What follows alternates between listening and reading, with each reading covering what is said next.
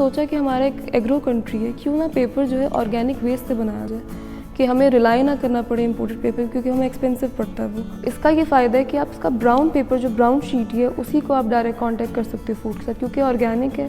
Plant का मैं ऐसे पार्ट से पेपर मैंने बनाया है जो कि एडिबल भी है। उनका ये है कि अगर फूड से कांटेक्ट हो रहा है, अगर आपके पेट में एक चीज़ जा भी रही है तो वो आपके लिए हार्मफुल नहीं है बिल्कुल भी। हाँ, मेरा नाम महम फरीद है। मैं 8 माह से ऑर्गेनिक पेपर बना रही हूँ। मैं एमसीए की ग्रेजुएट हूँ।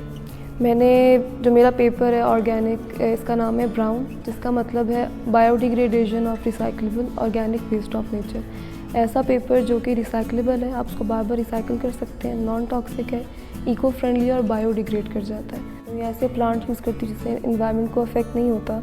उनको मैं कट करती हूँ, फिर उनको मैं बॉईल करती हूँ। जब वो बॉईल हो जाता है, लगता है कि एक चीज़ सॉफ्ट होगी, देन मैं उसको ब्लेंड करती हूँ। ब्लेंड करने के बाद फिर मैं जो मेरा ये वाटर टब है, इसके अंदर मैं अपना डेटल डालती हूँ, उसके अंदर अपना पल्प ऐड करती हूँ, उसको शेक करती हूँ तो वो एक सिंपल फॉर्म आ जाती है, उसकी कंसिस्टेंसी इवन हो जाती है। एंड देन उसको मैं निकाल लेती हूँ पानी से, और फिर धूप में मैं कोई 2 से 3 घंटे के लिए सुखा लेती हूँ। जब लगता है कि उसमें से क्रिस्पी एक आवाज़ आ रही है, दैट मीन्स वो बन गया। जो 60% हमारी पैकेजिंग है वो प्लास्टिक है, 40% पेपर। प्लास्टिक जब बैन हो रहा है, पेपर पर रिलाई किया जाएगा, तो जो पेपर है वो हमारा पल्प बाहर से इंपोर्ट होता है, उस पर हम टोटली रिलाई नहीं कर सकते।